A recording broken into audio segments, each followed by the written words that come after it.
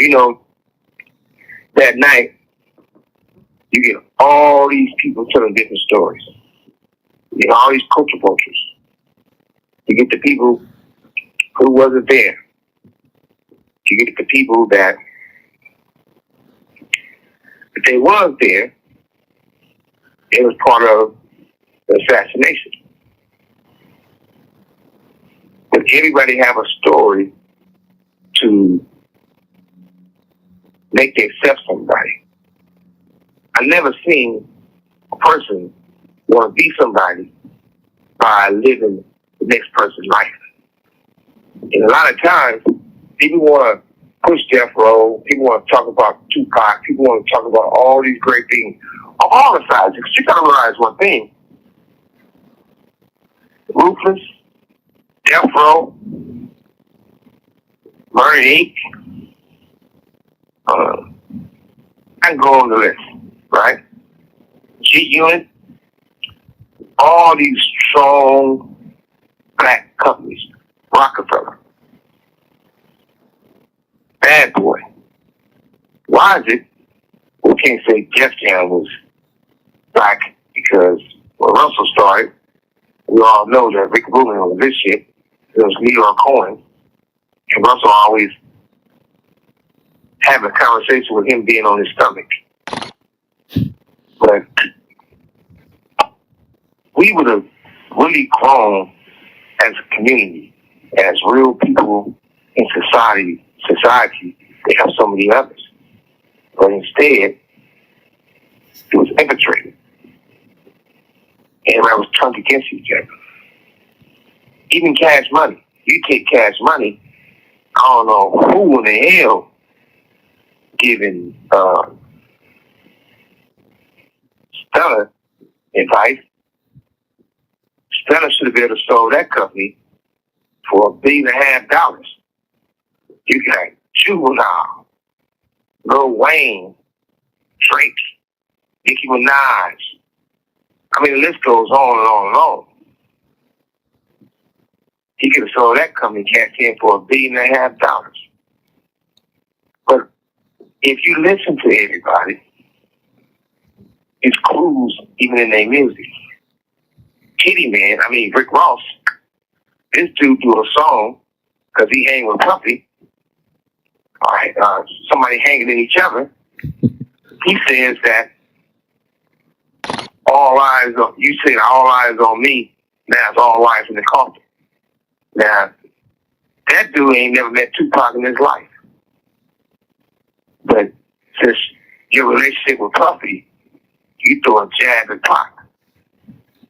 And you know, I'm definitely into trying to improve myself and have an understanding that we can all live in peace. I'm definitely not going to be a man that I'm not going to argue with no 20-year-old, no 30-year-old, and those young dudes. But an old, wanna-be man like that dude, or any man that's 50 years old or older, I would drag their ass. And he constantly throwing these shots. But at the same time, everybody want to talk about Pac because you got a relationship with Puffy. It ain't my business who's on the bottom, who's on the top. But all the allegations and the writing on the wall, something sexual going on. And when you really look at it,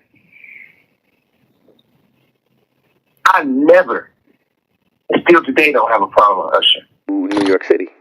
And I lived with Shaun Puffy Combs for a year. That's the crazy thing. Now, that was L.A. Reid's idea, right? We're sending you over to something called Puffy Flavor Camp. There you go. To learn Flavor Camp? Yeah, that's what it was called. And you're going to go to Puff Daddy's. He's in the 90s. Do you understand what that's like? Puffy's place was like just filled with chicks and orgying like nonstop, right? No, not really. I mean, but hey, it was curious. I got a chance to see some things. Yeah, but you were 13. What were you seeing? I went there to see the lifestyle. Right. And I saw it, and it was, but I don't know if I could indulge and understand what I was even looking at. It was pretty wild. So nobody tried to, some woman didn't come along. I didn't say that.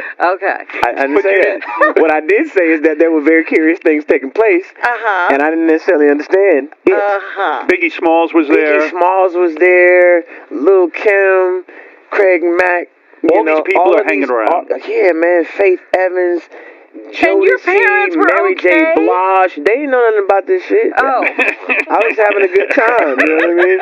Does he have you doing any chores? Are you doing dishes at all? I mean, to keep you humble somewhat? Or are you just like, can you stay up till 4 a.m. with them and party? I mean, I could. I actually stayed up longer than them.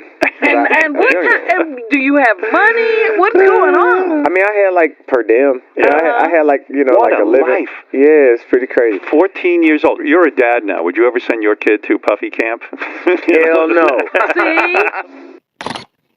When they told me to introduce Usher to me, he rolled his eyes. I said, what's this for? They said, well, even Puffy's lovers. At some point, we all got to be held accountable. But it's not too late. We'll fix it. I admit, I did a whole bunch of aggressive shit. But I had to fight. I didn't know any better. If somebody asks me something and I feel can help the culture of hip-hop, I would say, when I first started speaking on podcasts and collect calls, it was about the culture. I was willing to talk to anybody. Not for no views, not... This call and your telephone number will be monitored and recorded. People would call the guy I was doing it with, and he would let me hear the horrible things they said about Tupac. I would hear the things about their involvement of Tupac exits from the world. I would hear their voices, the jealousy. That's sad, because Pac kept everyone that he was around. And it's real sad that you get all these different stories. People who never met this man is doing documentaries, books, and live just to get paid. It's only one guy, and I'm not going to say his name because that's for him to say his name. There's one guy who really, really, really got it right. I heard some of the things that he done about the assassination of Tupac. And usually when I hear people doing a story about Tupac, it's not because one, it's not true. Two, they don't like him. Or they didn't know him. But this man and his wife got it so right, it'll make hair stand up on your arms.